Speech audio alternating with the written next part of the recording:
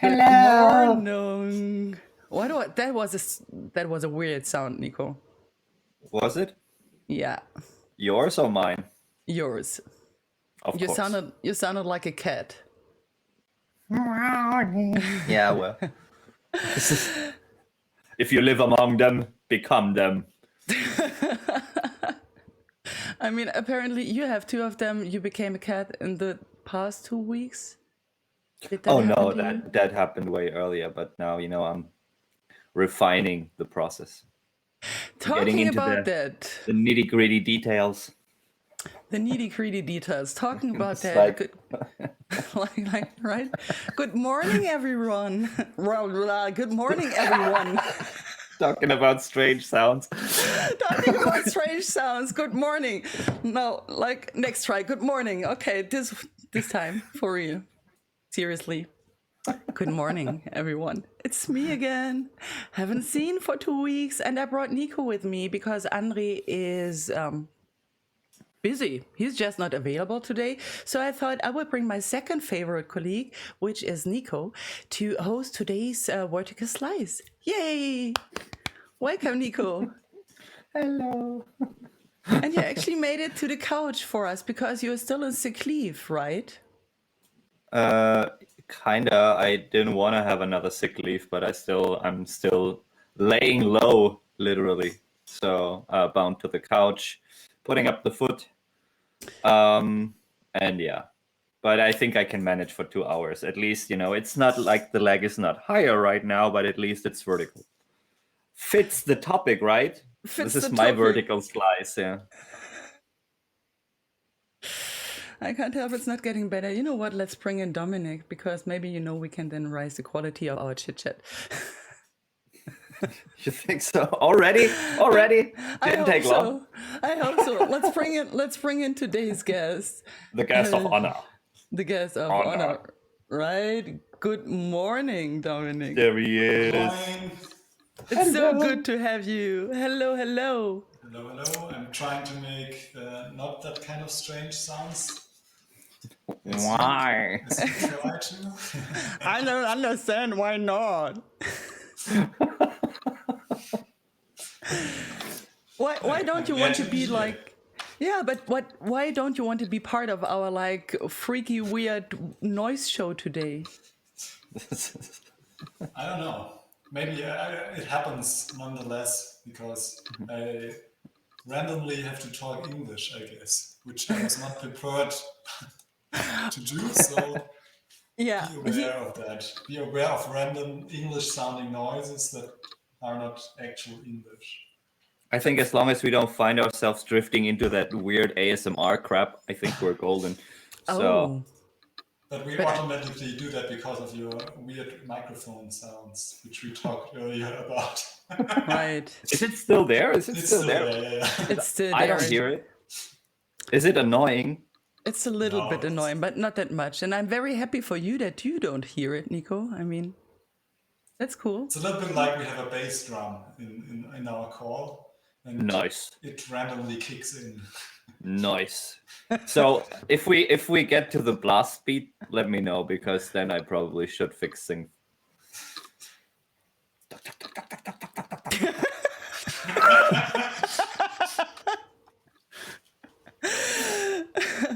Okay, I mean, you know what? Let's talk a bit more serious, like a little bit more serious, because I mean, we didn't invite Dominic for no reason today, but we did invite him because we are going to play a Juggler's Tale today. But before we're going to start the game, Dominic, maybe you want to introduce yourself a little bit to like our viewers, because I always assume that everyone knows everyone, and then I'm like completely surprised that this isn't like true fact. So let's go for a nice little introduction.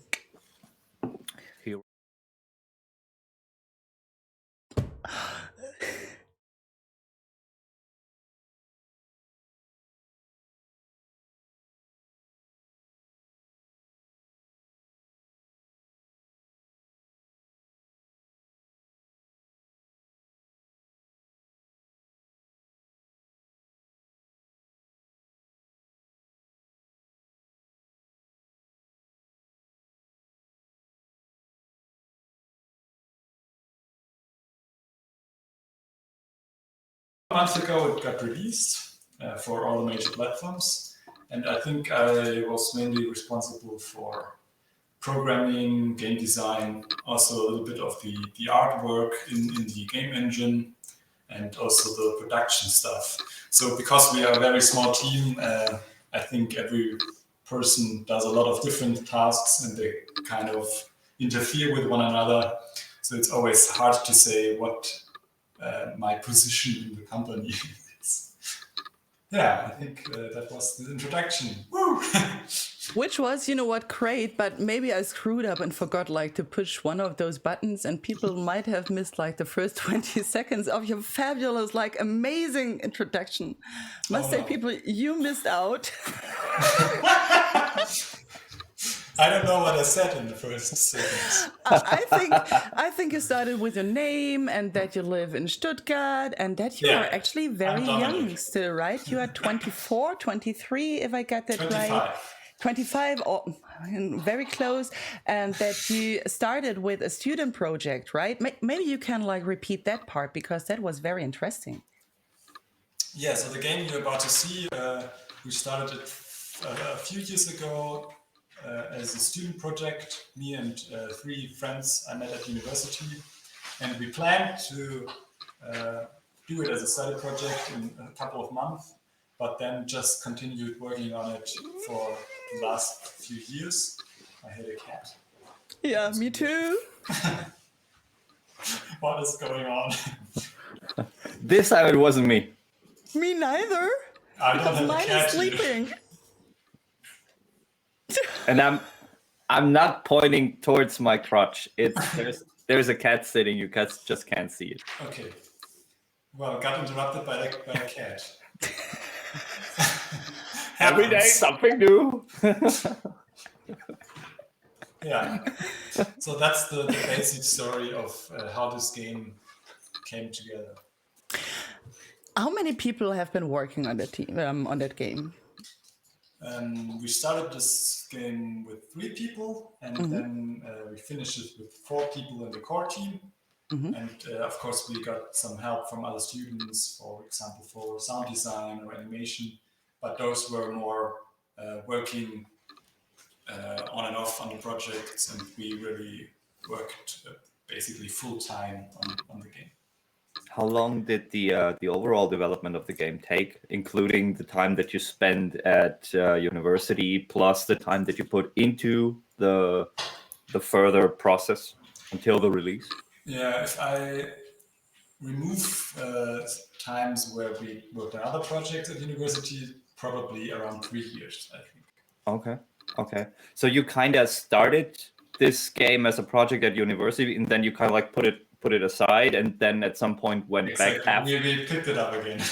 After you got your degrees then, or already? No, still while we were at university. So we had another project phase, and after we finished that, we could do a break year. That's what it's called, where you usually get to experience at other companies, and we used that time to found a small company to try how we can, if we can manage to work as a group together outside of university. And then that worked out quite well, and but then we had to still finish university, which we then could also do with this project that we up until this point worked outside of university, but also inside of university. So it's a pretty unique situation, I think. Not the usual university project. I think this is Astrid's going to play the game in a couple of minutes anyways. And to anyone out there who hasn't seen the game, it looks fantastic. The visuals are definitely outstanding, and it's something that you just don't see that often, even similarly. I mean, I guess you can say that there are games that tried something comparably in terms of the puppeteer style, but I love these visuals. I mean, there's a reason also for all of you out there when we have our Arts and Animation Summit in December. If you want to learn more about the art style, you should definitely check in. And the good thing is we have content tickets that are completely for free. Yahoo! But You will Are you will love the promoting? visuals. Yes, I am. Oh my God! What? How dare I on the devcom channel? No. But seriously, what I'd really like to know is, that sound is it's amazing, but it's really loud. I think so too. It's really, really loud. Is it very loud for you? Because, I actually tuned it like down for the stream, but maybe the input is still very loud for you. I will like lower it. Yeah, okay? that's cool. That's cool. Sure. Give me a second. let's Go all- on talking. Let's all pretend we're sitting around a campfire. And but what I'd like to know is, obviously the visuals probably were one of your focal points during the development, as it's like extremely extraordinary. And did you start it's getting loud again? No. Yes. Nope, I didn't change anything. Oh, it's just the music turning up. But not at my end, actually. Okay. Anyways, we will manage. And I think, you know what, for the chat and like for the viewers, it should be very good. Oh, there is a cat again, talking about ASMR and sounds. Yeah, that's the predators of the wild. It's just like we're just trying to make it a bit more immersive. It's Quickly, I want to jump in quickly. So just to let the people know, I already played through like one time, and I would just start from the beginning again. It has like a very beautiful like narrative actually, and like the sound is very cool of that storyteller. But because that person is talking a lot, I switched off the sound of like the narrator, but I put on the subtitles so that you can actually read. And I would just start from the beginning, and the others will go on talking, and that pretty much was it from my side at that point. So just to finish my question real quick, did you have this visual style in mind when you first started the project, or is it something that you kind of like decided to go with later on? And the narrator is still talking. Really? Because I don't hear him. At least we hear him. You do? That is so funny. Does the chat hear the narrator? Nope. So it's only you. I don't know what to do with you guys then.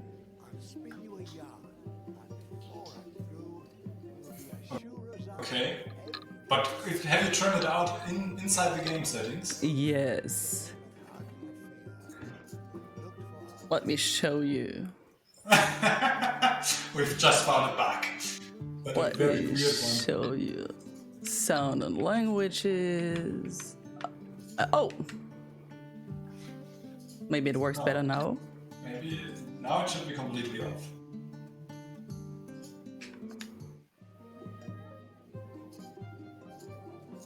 And does it work? Yeah, it's gone. Nice. Okay, I completely forgot the question. Me too. Sorry. Well, I think it was about if we found the visual style right away, or if...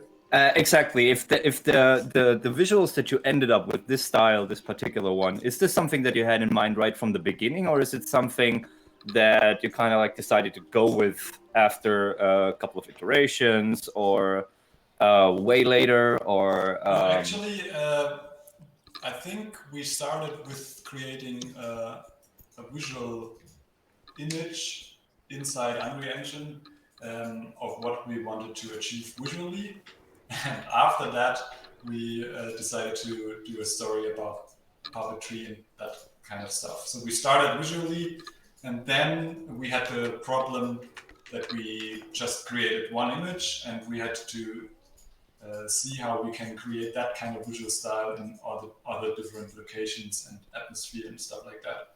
But we started with a visual reference frame, and then developed the story and the game mechanics and that kind of stuff.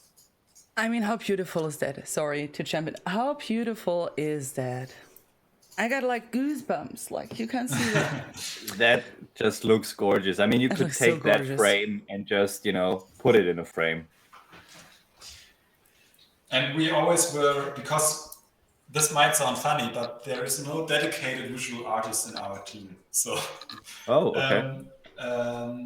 we don't have a concept artist or that kind of person who is responsible for the final look of the game.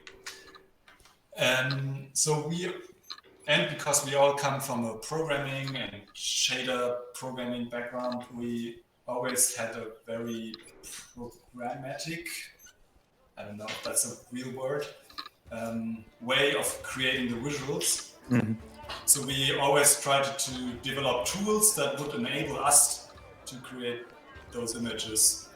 And with those tools, it then became really easy to change atmospheres and colors of that. Interesting. Of the game. It looks fantastic. It absolutely does. But now that Astrid actually started playing the game already, and you can already see, so you basically playing a puppet, or you kind of like the puppeteer steering this puppet through this world. Tell us a bit about the game itself, about the story behind it, the characters, and the game mechanics. Yeah, so in A Jugger's Tale you play as Abby, who is a little string puppet in a theater play that is told by the narrator Jack. And because you're playing in a theater play, the sound is really loud. I'm sorry, I have to try to form sentences. I don't know what to do. It's okay. We will get through this. So because you're playing in a theater play, all the characters in the scenes do have puppet strings, and this shows how the connection between the narrator and all the characters in the game, as well as the main character that you are playing. Is it better now with the sound? I think nothing changed. That is so fun because I completely put it up. I think we will get used to it. It's okay. Okay, I'm trying. And as Abby, you get to experience an epic theater adventure, basically, always accompanied by the narrator, who is usually talking, but not as we are talking right now. And of course, also the puppet strings are part of the gameplay. So our puppet strings are not only this visual representation between the connection of the characters and the narrator, but also a gameplay element because they are physical in a way that you can't get under objects. So once there is an object in the way of the strings, you as character can't pass under those objects. And that sometimes creates unique puzzles, but it also just shows it gives more weight to the puppet strings, basically, which become more important in the later part of the story. Because, of course, puppet strings are you are basically dependent on the story that the narrator is trying to tell. Mm-hmm. Stupid question, but could the character have been eaten by the bear? No, he's your friend. Right, he's my little friend. They are also my little friends here. Hello, little friends. Nice. And the story that we are experiencing right now is this of this little circus girl, Abby, who is being held captive in a circus, and she's only free, like the narrator says, for a moment of staged fright, I think. So whenever there is a show, she's this artist that can perform, and basically she's very valuable to the director, which we can see right now, and that's the reason why he locks her away. And what Astrid is now trying to is to escape. I was too impatient. But she was too impatient and got locked back up again. Okay, I will just do that again. When will you learn? I'm not known for my patience. So she tries to break free, and she wants to learn how the world outside of that circus is like. I want to break free. Stop it. There's nothing wrong with a little Freddie Mercury, right? Come on, get out of the cage. We Yeah, wanna. I need my red friends again. To bring me some Okay. apples. There are my little friends. Hello. Aren't they cute? It's always funny when you see like rats like these in a video game. It's oh, so cute. And when you see a rat in real life, you know, I still found that cute. yeah, it depends on where they're coming from and where they're going. And how big they In are. Stuttgart, in the main shopping street, are always like little mice in the night. I probably wouldn't touch apples they bring me if they do No, so. probably not. I mean, if you're very hungry, right? Talking about So- Stuttgart. So you are based in Baden-Württemberg. Yeah. Yeah. You know, we didn't have so many teams from Baden-Württemberg yet in the Vorticus Live show. Can you tell us a bit, like, you know, how is like the creative environment in Stuttgart and like in Baden-Württemberg? How is it to be in the indie scene? Pretty good, I think. Oh, Nico disappeared. Hopefully he's still there. He did? Oh, yes, he did. But I'm still gonna answer your question. That would be nice because now it's only you and me, you know? So I think in Baden-Württemberg there are some very nice developers. We also know them. And like, for example, Studio Seufz, who created the Longing, maybe you know that game. And also, of course, Studio Fispin is here as well, in the Nero area. But apart from that, we are still very connected to other indie developers, just basically through our university, because we had courses where they invited indie developers from town, and also other students are still here. And we are still trying to, I think, find the right location where to meet all the other developers. But the creative funding from Baden-Württemberg, they do an open stage every other month, I guess. And that's basically the indie meetup from Baden-Württemberg. That's very nice. So Nico is back. Oh, what have I done? That was good. Nico is back, and I did manage to escape like my little cage. I lost my bear friend. Beer. Everybody needs friend. to be a friend. Everybody needs a beer friend, but I think I lost my bear friend as well, which is sad. Losing beer is always sad. Bears also, like both is sad. And he helped you. He helped me because I think without his help, I wouldn't have managed to escape actually. And as you could also see, that was like the first little puzzle where I had, you know, to figure stuff out, how I could escape, because I still have my strings, right? I need to figure out my environment and my world and how I can move, because sometimes I just can't. And what I also learned is always when there is like red stuff on like boxes or wood or trees or whatever, red stuff always means I can use that object. Oh, look how beautiful that is. It's kind of You can sit cinematic. down on that bench.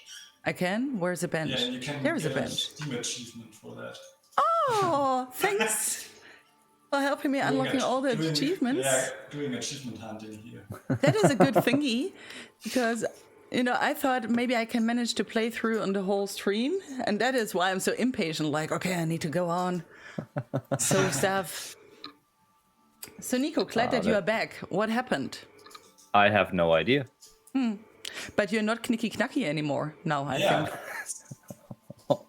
Well, is so it was good for something. I guess. Look, here's my little cow friend. This looks so gorgeous. So, So I guess this is one of those moments where you can't pass if you don't move the Ribbon it out of the way, piece of the. because your strings get. Astrid, could you just walk a bit forward just to see how that looks like when you're actually your strings are blocked by an obstacle? yeah, give me a second, because I want also to solve that. Like here, it's blocking, but I can move. But then you can't. Okay. Now you have to be fast to show us how. Okay, she solved the puzzle without showing us the strings blocking the way. But didn't I? Didn't you? Did I? I'm sorry. No, it's okay. I think we're gonna have another opportunity. Yeah, There will be a lot of multiple. obstacles. There will be a lot of obstacles, I promise. Wow, this looks so good. Yeah, and the music is also so nice, which you can hear, but I don't. Because I got no sound left on my side. So I mean, speaking of obstacles, this is what a wonderful segue. Considering the 3 years of development, the on and off, from a technical perspective, what were your most difficult challenges? And was there something, I don't know, like obstacles that you came across that maybe even felt game breaking, if you will? And how did you solve them? That's a good question. So I think one of our biggest problem were actually those puppet strings, because creating good or decent puzzles with the puppet strings is pretty hard, because they are just always in the way. So you always you kind of think of a creative puzzle, and then you realize that there would be stuff that would get in the way of the puppet strings. And figuring that out was quite hard. And other than that, I think we never, like, this game was always built up upon and upon and upon. So we never really thought what our main puzzle mechanics will be. And for that kind of reason, we didn't have great level design tools, for example. And every puzzle had to be created individually and programmed individually.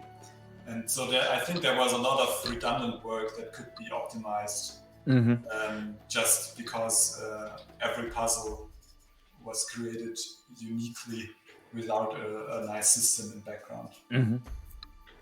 I could imagine this is super hard. I mean, this is like I've played a couple of games where you do have to solve problems, and sometimes I mean, this is like you have these puzzles that are kind of like introducing you to how the mechanics work, and they're basically super simple. And not speaking specifically of the ones in the Juggler's Tale, but in general, you have these kinds of secrets or puzzles that are meant to introduce the player to the mechanics, show them what is possible, how you can move a box, for example, or climb a ladder or whatever.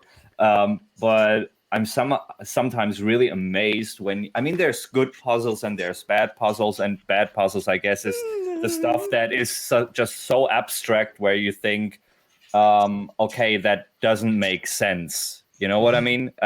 So this is so far-fetched, but creating good puzzles, I think, I would imagine, is really, really, really hard. Yeah, I think so too. I have no idea if we... But I'm doing that right. If we did create good puzzles. Because, I'm doing that... like, no, you're doing it all right. Just move onto the... I'm just too slow. Bridge first. Now let's move to the left onto the bridge without picking up the tool. Yeah, and now you can pick up the tool, which is kind of so easy, so simple, so makes sense, right? Sorry. No, not really. Talking about good puzzle design. Talking about good puzzle design, right? I think we never wanted to create puzzles that were really hard to solve, because our story isn't that kind of story where you would want to get stuck for half an hour trying to solve a puzzle. It should always be in a flow of the storytelling, basically. But that kind of way, our puzzles also are sometimes so easy to solve that players solve them without realizing that it was a puzzle or what they actually did. And that was always something we had to balance out. Okay. Yeah, and this is the next point, right? I could imagine that not only coming up with creative puzzles, but also balancing them, because I think it's really hard to adapt to, I don't know, like the puzzle skill level of people you don't even know. Yeah. And like I said, this is like becoming too abstract. It does. I always like to mention kind of like, like one of the later Monkey Island titles, like Monkey Island 3, where some puzzles, okay, they were funny, but there was no reason behind it whatsoever. While it wasn't that extreme in the first two games, and even though it was funny and corny, it still made sense to a degree, in a weird way. But like I said, this is like sometimes when I encounter puzzles in a game and I think, okay, this is really hard. I imagine it to be even harder for the people to come up with these puzzles and create them. So I think what I originally wanted to ask is if all of these puzzles were created within your small development team, or for example, if you brought in ideas from other people you showed the game to. No, I think most of the puzzles were created by ourselves, but of course during play tests sometimes people have an alternative solution for a puzzle that they want to solve it that kind of way, and then you just realize that this is a much better way of doing the puzzle, and then you pick up that idea.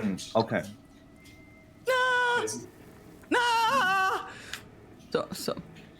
So this was definitely a thing that you kind of like, you came up, you created a puzzle, or you created the base of a puzzle, and then you iterated on it and tweaked it a bit. Okay, which brings me to, again, a very good segue, playtesting. Did you bring in I don't know, like family, friends first, I don't know, into the studio, or did you, especially considering the whole pandemic thing over the last 2 years, which is a totally different story, which we'll come to later, but was visiting live events, was that something, or even digital events, was that something that an opportunity that you used to actually get the message of the game out and get player feedback in? Yeah, for playtests we used spider.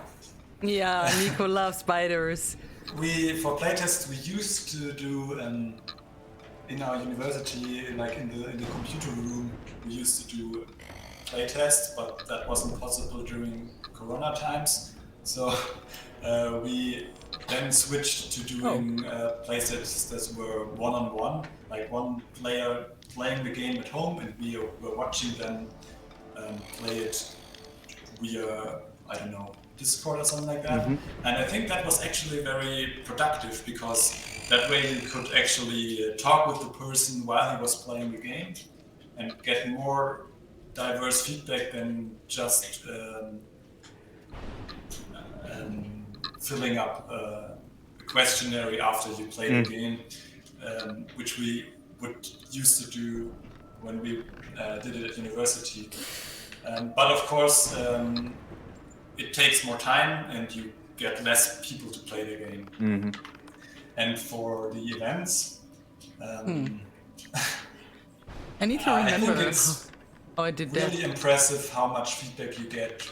For example, while you show your game at Indie Arena booth at gamescom, especially when it's on site.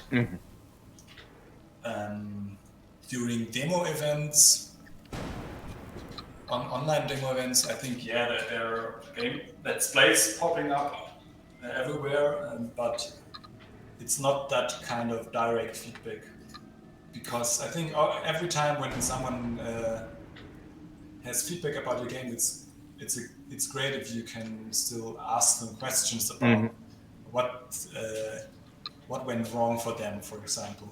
And you can't do that in a YouTube Let's Play. True, yeah. I mean, this is that means basically that, or correct me if I understood that wrong, that you kind of like went to Indie Arena booth basically in like 2019. In the first year of development, kind of. No, we started in 2017. That was when you were still at university. Then you had that kind of like this year off. Break year, exactly. After that, we went to Indie Arena booth. Okay.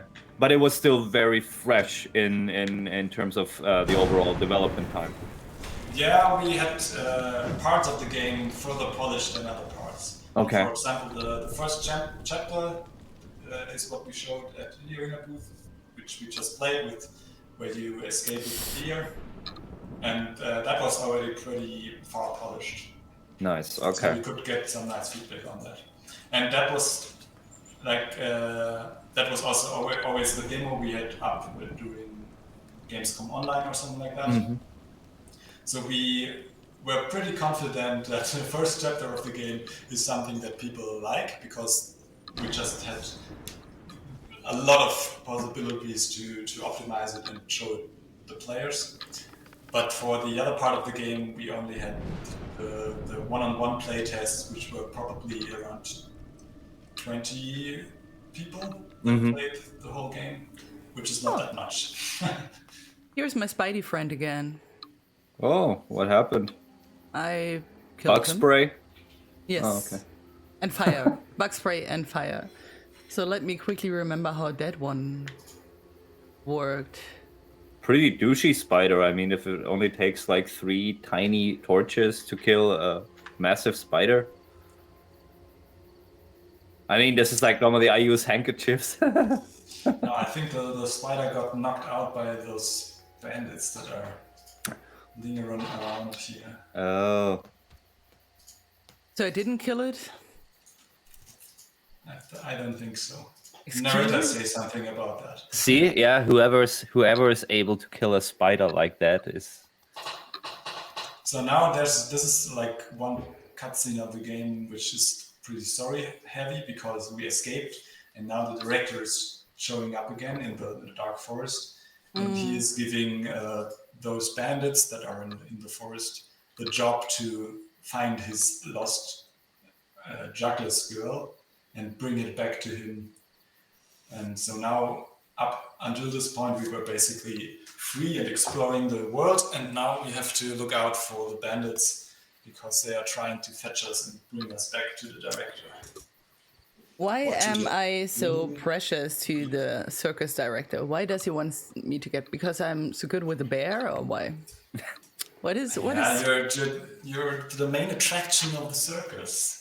You can swing on ropes, and you can do fancy stuff, which we never saw. But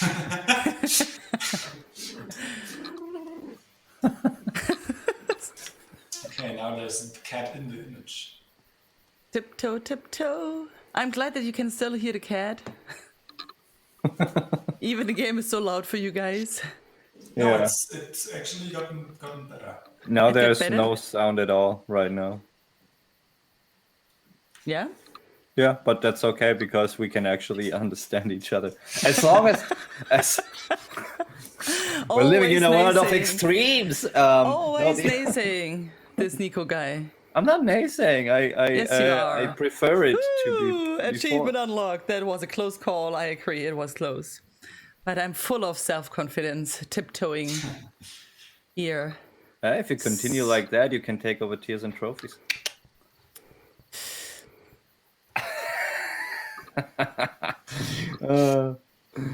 Oh well. Oh, this looks amazing.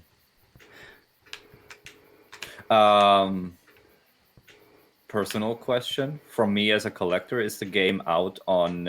Is it only digitally available, or It's only digitally available right now. on which platforms? PC, of course. PC, PlayStation 5 and 4, Xbox Series and 1, and Nintendo Switch. So it is available on PlayStation 4 because I was looking it up and it only showed me PS5, and then I thought, well, thanks for nothing. No, it's up for PlayStation 4. Okay, cool. Oh, then I. Oh, okay. Let me open Amazon real quick just so I don't forget. But why there's no you're opening- physical. Okay, so it is digital only. Okay, also Digital only. good to know. Also good to know. Like, I would love to do a physical version, but that costs a lot of money. Oh yeah. I believe so. But this is like if you're looking for collectible ideas, I mean it's pretty obvious. You need to do a puppet on a string. Yeah. which Yeah, would like be- the publisher we were working together, Mixed Vision, they had some ideas to maybe create a limited collector's edition in the future. so That would be Let's actually see how very that works out. cute. I That own would a be super Switch. cute. Just saying, I have a Switch. Just saying, and I think it would be a very cute game on Switch. I mean the We have a question actually in the chat. Oh. Let's go for the question. So Matron asked, I might have missed this, but what was the most difficult part of this game to realize?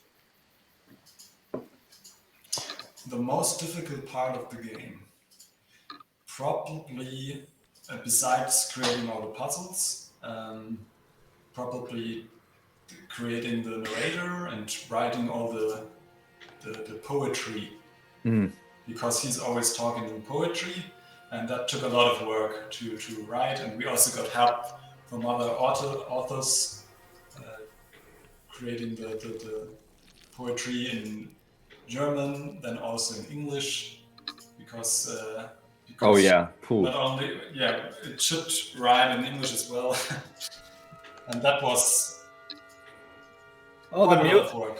the Now- music is back. That was actually a very sad scene, I must say. So I found it very sad. Like, do you smell the death? And we Abby? are really sad. I do. Excuse me, but I was moved by this. I mean, look, all the death here. Maybe I'm a so bit too emotional because it's Over the course of the second chapter, the mood of the game shifts from being like this beautiful, colorful world to becoming dark and dangerous, because the narrator wants to show us, the players, and also the string puppet, that the world out there is very dangerous, and maybe it wasn't that of a good idea to run away. Run, little puppet, run. Shh, shh, shh, shh, shh. Don't distract me. Don't distract me. Oh man, it's raining in the game and it's raining here. Ha. Which means the strings get really heavy because they get wet. Hui.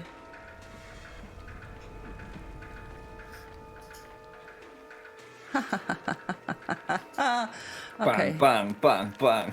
Better. That's much better. Okay, now we can talk again. Whew. That was intense. Okay. For me, I mean, yeah, I wanted to escape very badly. And also I find, that chapter is actually the most, I don't want to say, sad, but it is, for me, it was the one that I found the most emotional, I guess, because, like, as you just said, when, like, the scenery is changing and then you get in that forest with the death and you're actually hunted and right by Tonda, so it's, yeah. Whatever, just go on, ignore me. No, we don't ignore you. No. It definitely takes a turn in that chapter. We just look. She's not very happy about the stuff that just happened. Now comes for myself, I think this is the most beautiful scene. This chapter here? No, this scene coming up now. Ah, okay. Yeah, it is. Whoa. Was the Black Forest actually like, did you take that as inspiration? Have you been outside a lot, hanging in forests and in the nature? Oh, I never got asked that question. No, I don't think so. Like, we definitely took some trips to the Black Forest, but not for inspirational reasons. Because, Just I saw a reel on your Instagram account, actually, that you visited, like, a puppet... What is the word? Like a puppet creator? Like a string puppet person? Yeah, we puppet visited master. A puppet theater, a local A puppet theater, right. And they also create their own puppets. We did that in 2018, I think, or 2019, I don't know. Corona messed up all my time feelings.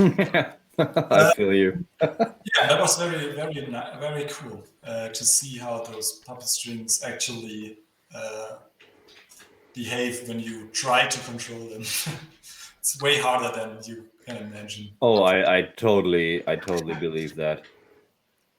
It. I think you can see it here and there. That some of the movements obviously are not how you expect them to be from a human being. But in terms of animation, how long did it take you to kind of like nail down the style, the movement style that you want to go with, to make it a bit more puppety and less human, but not too puppety? Yeah, that was a lot of fun actually, because like we always knew that we couldn't go for the pure puppet animation look, because that would just look very wonky and uncontrollable. So puppet strings usually don't really move the legs, but just do this kind of stuff, and that would look very, very weird in a game. And don't run away. Hi. I could imagine that, especially in... Wait. I don't want to run. Achievement? Oh, look, he's my friend. Oh. You can play fetch. Sick him. Go for the throat. that is cute. Oh, look, what a cute puppy. Oh, when I get an achievement. Yeah, if you do it a couple of times. Okay, I will just do it a couple of times. Achievement hunting. And then for the animation, our process was we work a lot with mocap animations from online databases, and then applying in real time in Unreal. It's called physical animations on top of that. So basically, the arms of the puppet are 70% animation driven and 30% physics driven, so that they wobble if you stop. All right, yeah. And those values then get changed based on various factors. So, for example, if you jump in the air, the distance above the ground changes the blending values of the physics and the animation. So once you jump, the physics are more in the foreground than the real animation. And if you then land again, the animation to take over the main part of the position of the legs again. And figuring out that kind of system was really fun to do, because Unreal gives you a lot of, we did the game in Unreal Engine, and Unreal gives you a lot of tools and control about those things. I mean, I could very well imagine, especially when you take that scene where Astrid was just running away from these bandits, and like you said, if you look at like regular puppets and how they're being moved, I think if you had a puppet that moves like you expect a puppet to move in one of these theaters in a scene like that, it would look rather silly and take away all the seriousness. So this you probably would always think the animation is not correct or broken.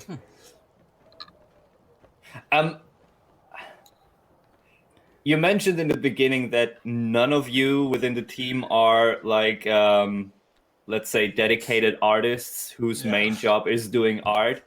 I am more and more amazed. By these visuals, considering that you don't even have like dedicated artists.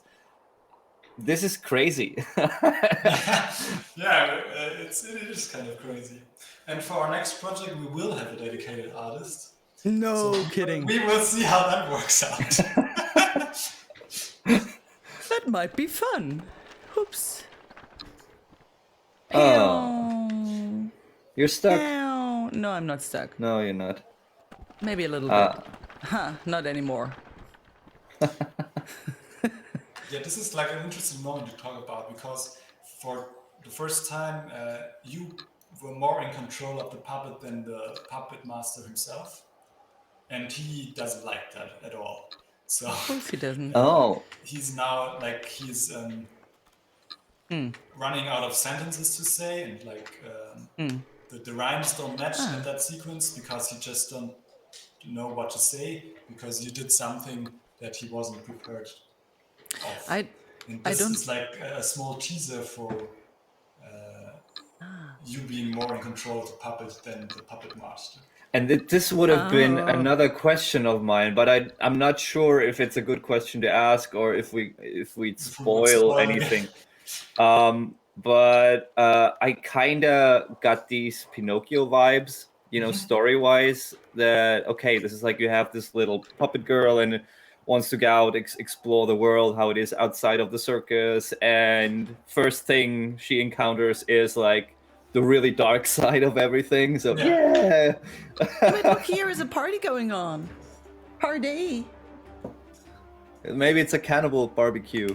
No, it's not. They have music. You don't They know from a dance. distance, right? Oops! Ouch! But and it felt to me like okay, this might go in the direction that this puppet girl becomes more and more human, which would also make sense again considering the not completely puppety movements. But again, this is like we probably shouldn't go into detail there if we don't want to spoil the story. Yeah, but you're definitely on the right track. So the world gets darker, and also the tone, which we don't hear right now. That's why I'm telling it right now. The tone of the narrator also shifts pretty drastically during the game. Yes. Where he once has been supportive of the girl, like when everything is beautiful, his sentences now are more like, "Oh, I have to help you again. You can do nothing on your own." And is this really the thing that you have imagined once you broke free? Is this the world that you wanted to experience, or is it way better than you? Better, worse. Oh my god. Than you have expected it to be. So the player should kind of, at the beginning, he should feel supported by the narrator, but up until this point, I think, I don't know how it worked out when Astrid played it last week, but you should feel more like, just leave me alone in this world. I can do it on my own. I don't need your help. Yeah. I mean, he starts out being like my best friend, like, oh yeah, I will help you getting through all this stuff, but he's becoming very mean at some point and not very helpful. Yeah, because he's losing control over you. Yeah.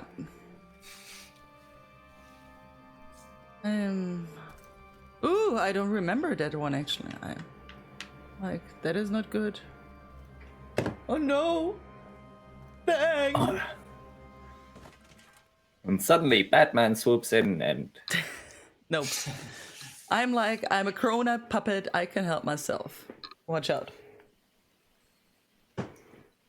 Didn't say you can't help yourself, but it would be fun if Batman showed up and just beat all of these bandits to a pulp. And it would be very unexpected. What does Batman now do in that story? Exactly. So this part can't be muted actually. So now because it's part of the music. Oh, you can hear it? Yeah. Also the chat. I don't hear the song. The chat will for sure, because the chat has all the good sound, like all the good sound settings I did prior the morning. I'm actually like, you know what? I am like convinced that sound-wise, this is the best show we ever did, like in the output. Even if it is so hard for you guys. I'm sorry. It's okay. No, it's only here and there. Sometimes when there's music, sometimes there's just no music, and then it's totally fine. I think it's mostly like, for example, at the beginning with the circus, where you had all these voices in the background murmuring and.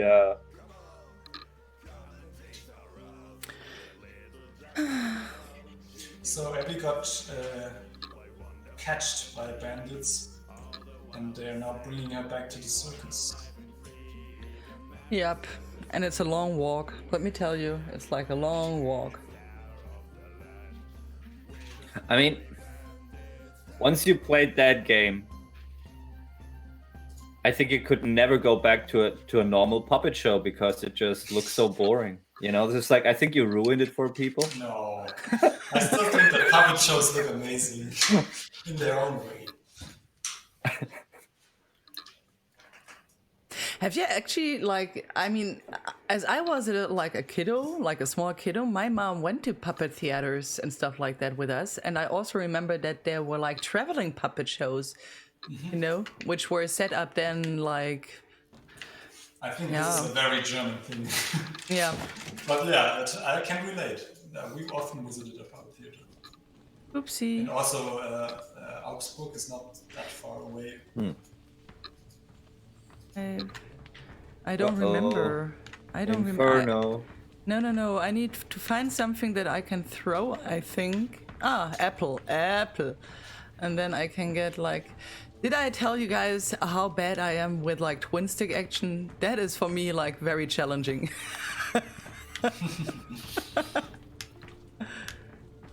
Ooh, out of the fire. More fire. Dang. Now Nico gets to see the scene he's been waiting for. What? The puppet getting eaten by the bear? No. Batman? No. Nico, look what I'm going to do. Ah.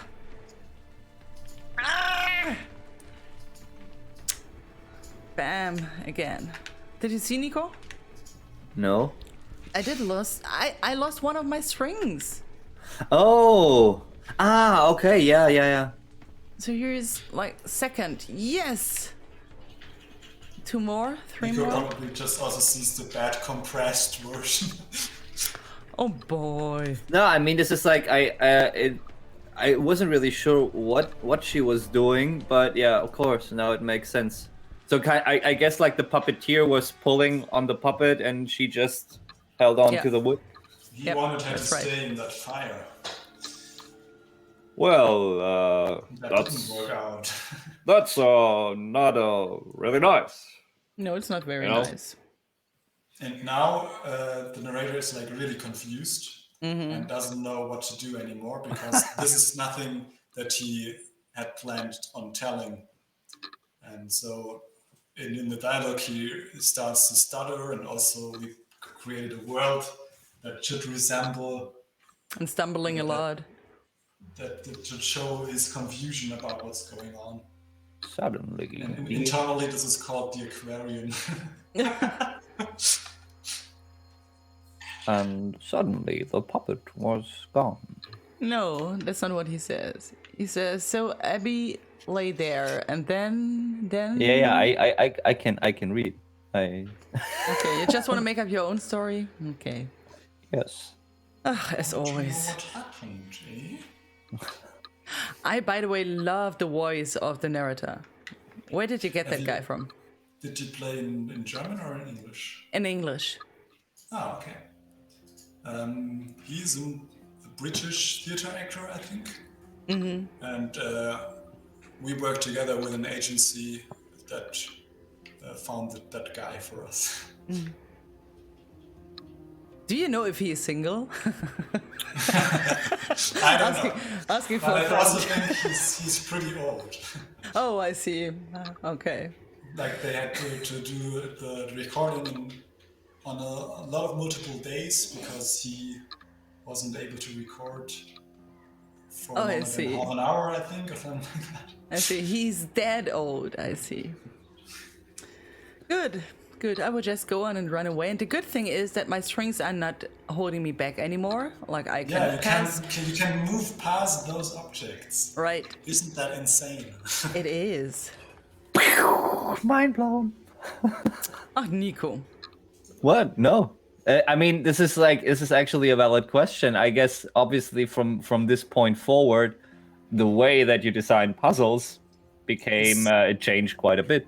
Yeah, that was the one of the great ideas that we had, because up until this point the strings are always in the way and you have to run away, and now you can use the knowledge you gained up until this point to revert the puzzles basically, because now Abby can hide under objects and all the other puppets chasing her get stuck because of the puppet strings. Huh.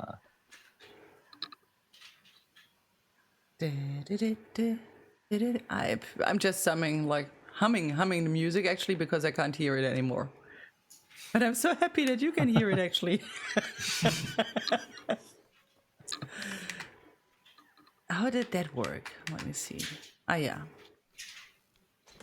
So, but why did I wanted to do that? Ah, yeah, I remember. Actually, going back to the to when we talked about a potential physical edition. I mean, on the one hand, what would be necessary for you to actually be able to do a? I mean, there's more and more of these companies like Strictly Limited Games and so on who.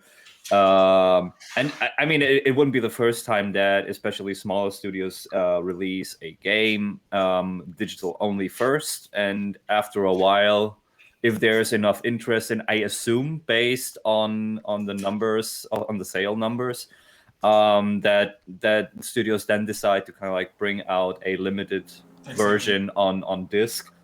Is that something that you still keep in mind? Is that something that you would like to do? And if so, generally speaking, I mean, once we come to the topic of financing a game like that, how did you finance the game? Was it by funding? Was it out of your own pockets? So if that is okay to ask. Yeah, for sure. Let me answer the physical release version first, because I think that's exactly something that we will look into in the future. We first have to evaluate if there is enough interest for that kind of thing to do, and if there is, then, for example, something like strictly limited run games would be probably a good address to do something like that. And for the funding, this is a very unique situation again, probably because of the university background. So we worked on this game without a real budget because we just worked on it as students. So basically, you could say that we paid it out of our own pockets because we lived as students. Mm-hmm. And we got some funding for the break year, which we then paid back once we received a Computerspielpreis. Oh, okay, yeah. That got us a little bit of money, and first thing we did was to pay back the funding that we got, just to get rid of that burden, because funding usually you have to pay back the funding you get from state. And apart from that, so we still had a little bit of money left from Computerspielpreis, and we also received an Epic Mega Grant, which is a funding initiative from Epic Games, which is really, really nice. And so that gave us basically the money to do stuff that needs to be paid, basically. Yeah. But we ourselves didn't earn any money during the production of the game. And are now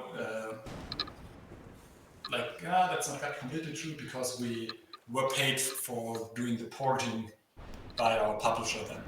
Okay. So we found a publisher that was quite interested in the title, and we negotiated a unique deal where we could get paid up from the first couple sold, because they don't invest money in the actual development of the game, but only for marketing and quality assurance and porting. And once we figured out that we can do the porting ourselves, we just took the money that they have planned to pay a porting company for ourselves, and so that was where the month where we got paid during the development. Serious Simon asked, what made you go for the poetry style in narration?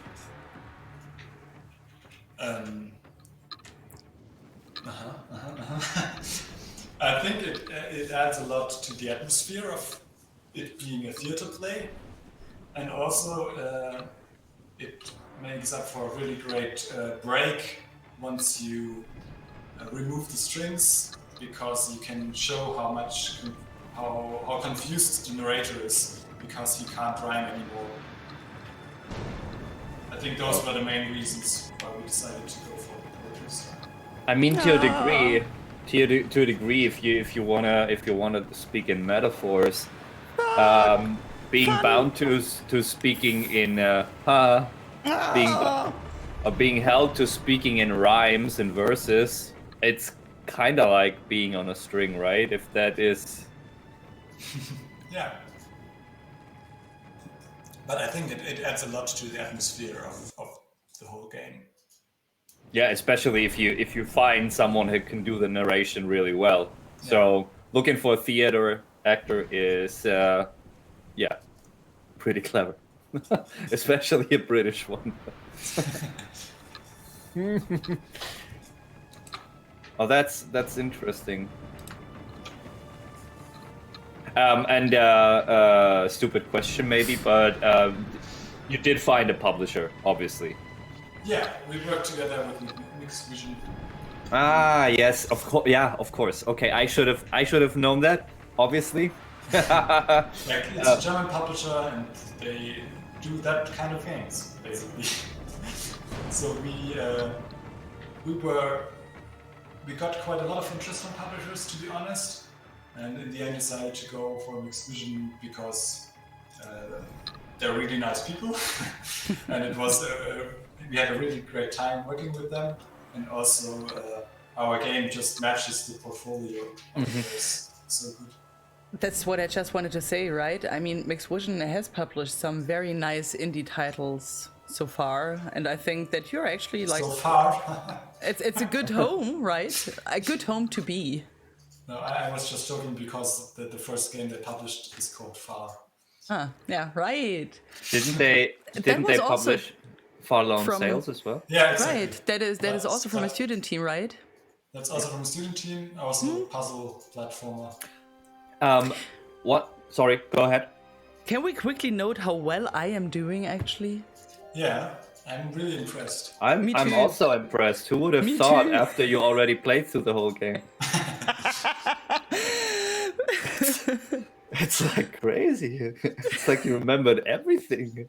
I actually don't. I mean, I had two situations where I had to think again, like, what am I doing here? Oh, you didn't free the wolf.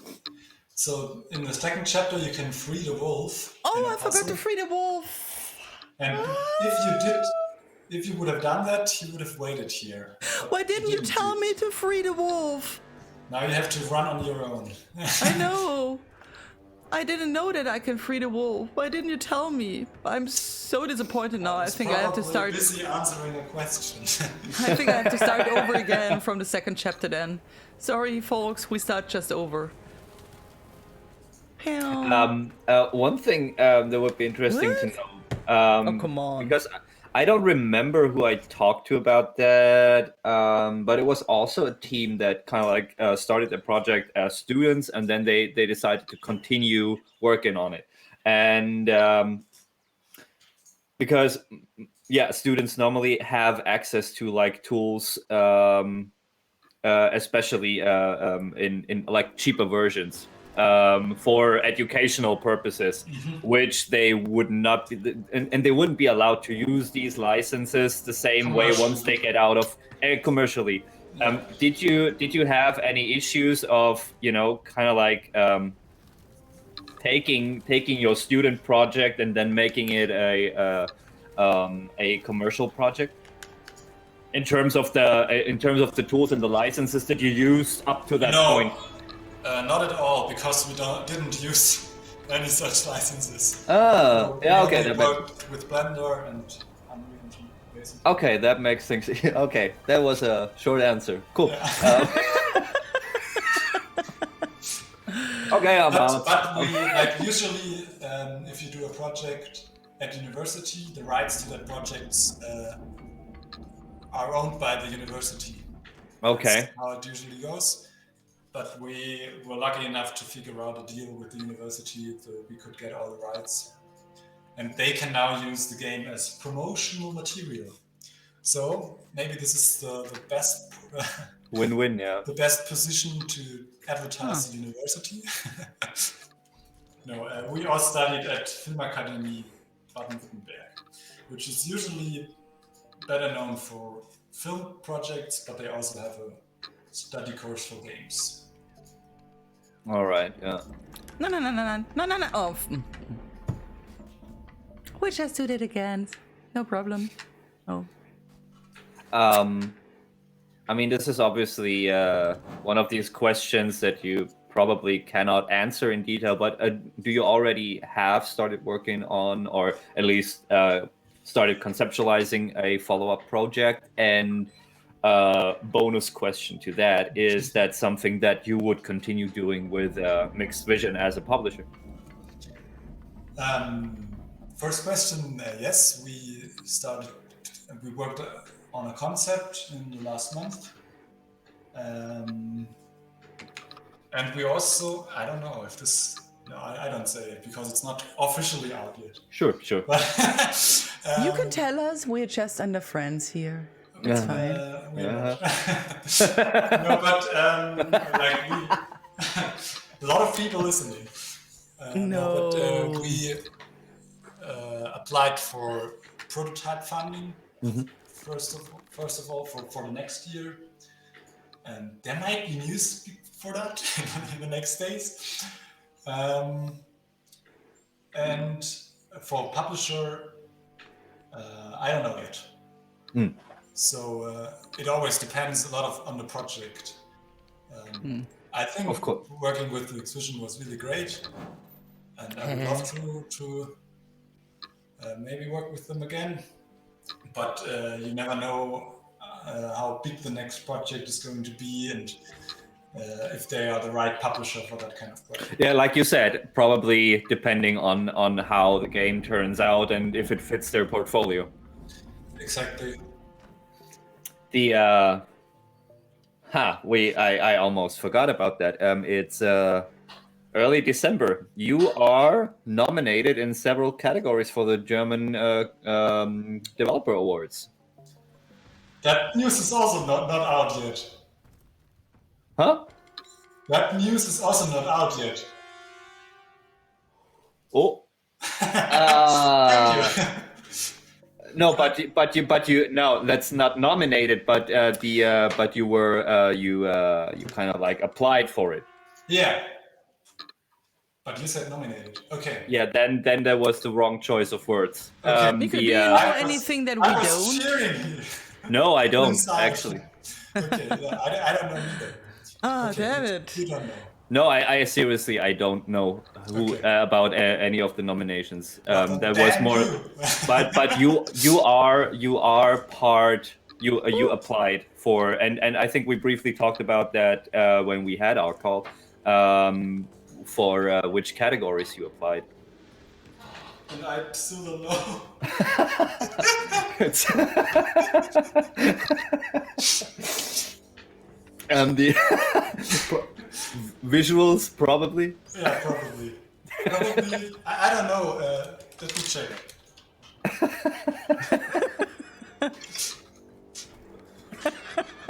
But I think that the nominations will be out also pretty soon.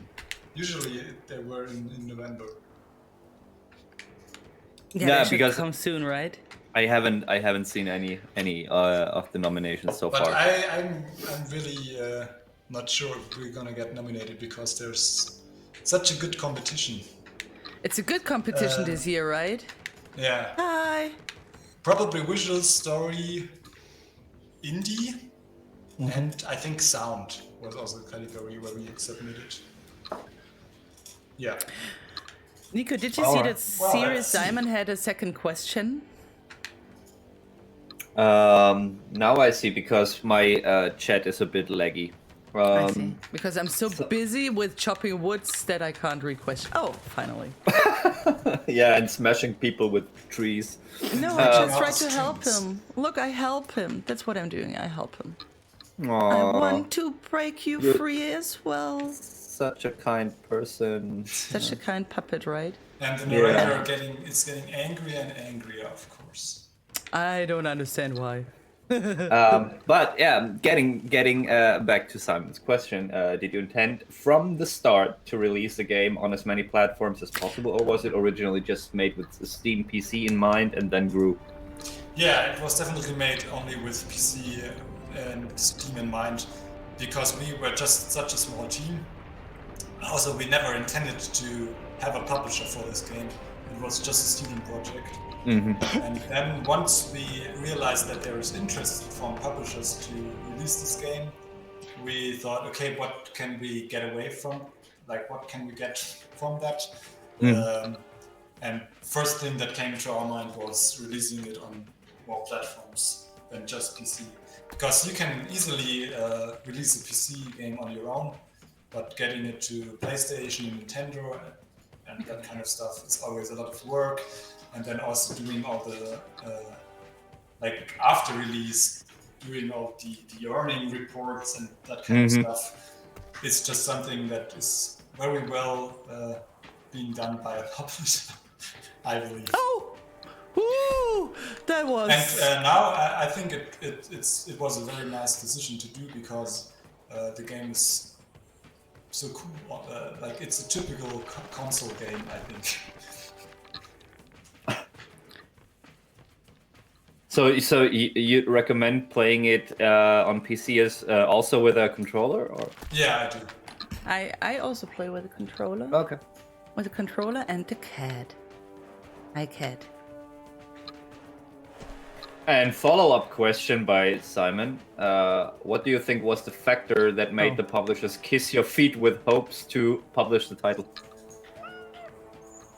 What made the publisher kiss your feet with hopes to publish? So what sparked the interest of publishers? Basically, yeah. I think the visuals. Probably the visuals. So we posted a lot of images on, or short videos on Twitter and Facebook, like in Facebook groups in early 2019, and we got reached out by publishers a lot because of that. Like, we saw your image on Twitter and it looks so cool. And then we told them the story with the puppet strings and it being a core gameplay mechanic, and that also was a nice hook for them being interested in the game, I think. That it's not just a typical puzzle platformer, but we have a unique game mechanic that is tied to the story. I'm sorry if I do that twitching movement all the, but every time this puppet smashes into the walls, the sound is like really harsh.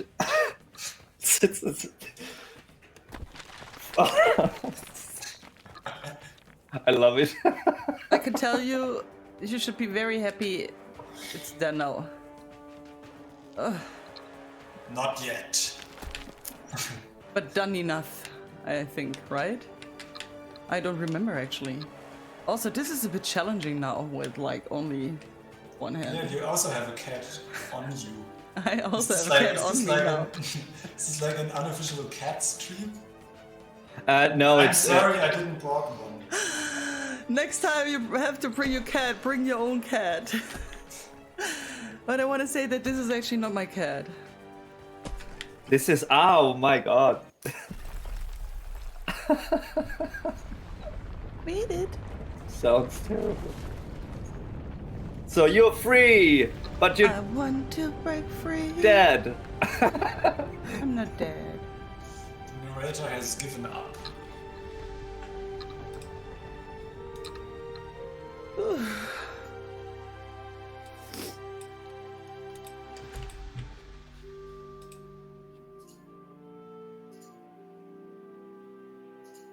Oh.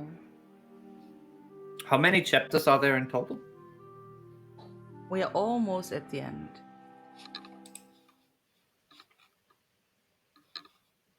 Now that is the last one, right, Dominic? That's the last one, yeah. And it's so beautiful. It's so beautiful.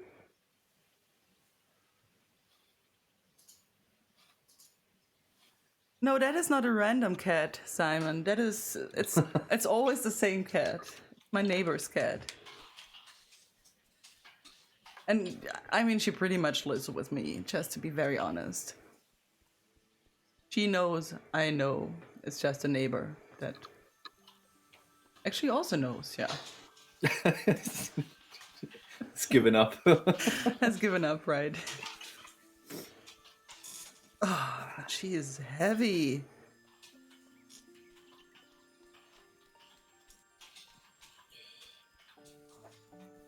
See, when I first sat down, my shirt was still black.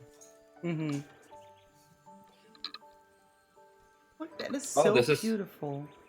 So this is the first time that you actually walk in the opposite direction. Mm-hmm. Because it's the homecoming. I'm not running away anymore. And look, here's my little friendy, the circus director, who is now also my friend. Wasn't your friend at the beginning Yeah, but now it's my friend. because the narrator is gone. Right. And look, my bear is also there. Yeah, I'm trying. Uzi, I'm trying hard. I can't help but you know, it sounds and looks a bit like you're freeing these puppets from spider webs. That's what I'm doing actually, right? That's probably what you're doing. Spidey. So, and I also want to free my bear friend. Wouldn't it be funny if the bear then ate you after you freed him, because now he can do whatever he wants? But we are friends. Why should he? We are friends. But wouldn't it be a nice twist? Nope. Credits roll. Nope.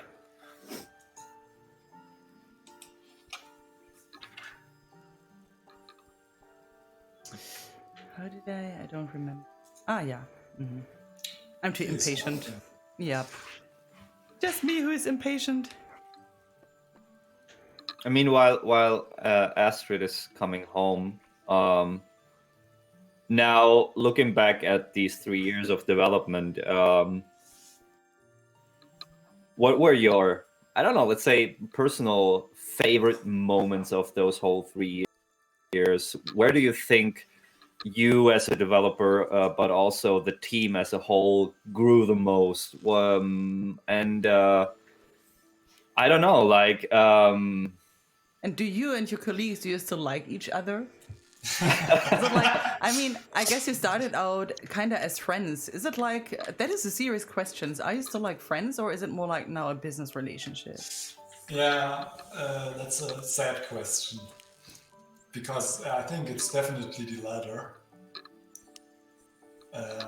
Just because if you hang around in an office 8 hours a day, you don't want to hang out in the evening again. Yeah. Like at least not that often anymore. But we still do that occasionally. And I think the best part, probably, I think we had really a great time at Gamescom 2019, where we invited all like us four were there, of course, but we also invited a lot of friends to come with us that helped us during the game development. So we were there, I think, with 9 people, and just having a really great time showing the game to people at that stage, and also talking to a lot of interested publishers at Gamescom.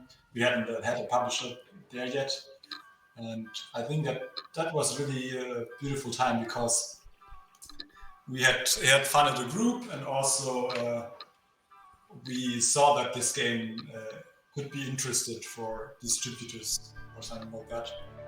I mean,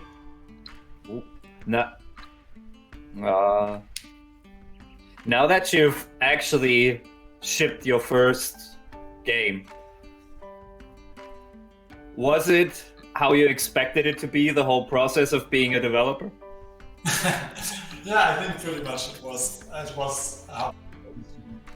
But I think I still haven't realized that this game's out because the release was always something that was far into the future, and then everything happened way too fast. So even just a few weeks before launch, we were like, "Oh, there's still so much we can do until launch," and then suddenly the game is being released, and you don't know what to do anymore. Is there with that game? Was there content that you originally planned for the game and that didn't make it into the final product, and that kind of like serves as assets or maybe ideas for a follow-up? No, actually everything is in the game. That's I think not much more is in the game than we originally planned, because we just always kept adding stuff and adding stuff. And this is perfect timing. This is perfect awesome. timing. the well, this is really perfect timing. No, I mean, I hate these final words phrase, but I mean, I always like to ask people, if you had unlimited resources, what would be the game that you always dreamt of developing? Oof, very loud. Yeah. I would just stop it. Give me a second. I would just stop very loud. Oh yeah. Hi, we're back. And of course, I mean, in general, when you look at the month, years ahead of you and the team, and where do you think the journey's going, and generally your plans, not even in detail. Obviously, you cannot talk about future projects, and that's I wouldn't ask about that. No, we can't talk about future projects. Why shouldn't we? So I think like we had an idea for a game even before we started working on a Juggler's Tale, and that's gonna be the next project that we're working on. So probably right now that is my dream game to make, which is pretty amazing that we will start with the prototype development very soon. And we don't know if that game is even a good idea, because we just had this wild idea and we wrote a concept for it, and we now have to find out in the prototype development if it works out and if it's fun to play. But in my head it is. So I'm really looking forward to that one, and of course hopefully we can develop a very, very nice prototype that gets us lots of funding from an investor or publisher, which would enable us to also become a little bit bigger in the team scope, because like we really like working in such a small team, but there is just some things that we can't do, and we need help with that.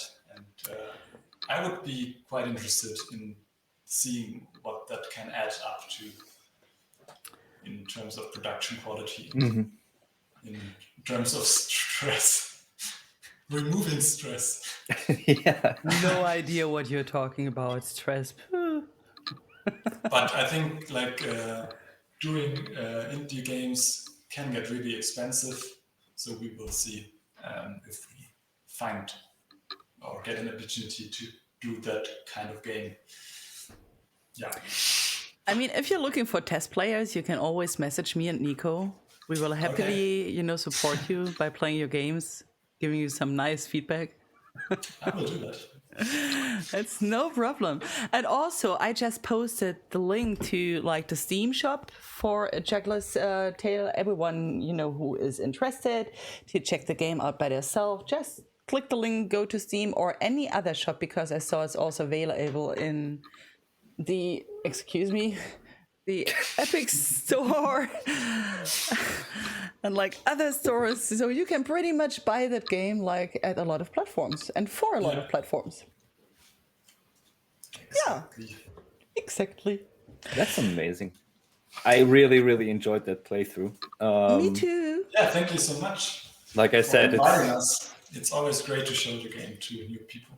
it's gorgeous. I mean, there were so many situations in that game where you could just stop it, take a picture, and put it in a frame, and that's that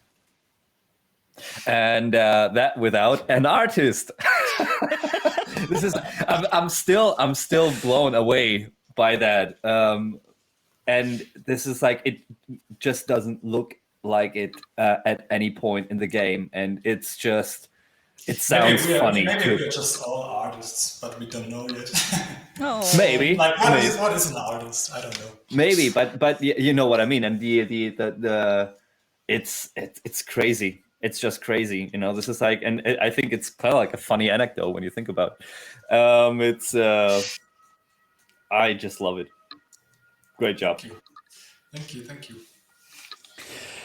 I think that pretty much brings us to an end for today, right?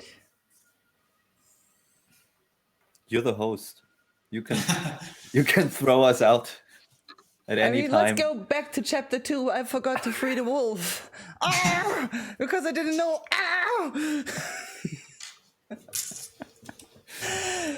Dominic, I will call you as soon as I did all the achievements. Okay. Good luck with one of them. Oh dang.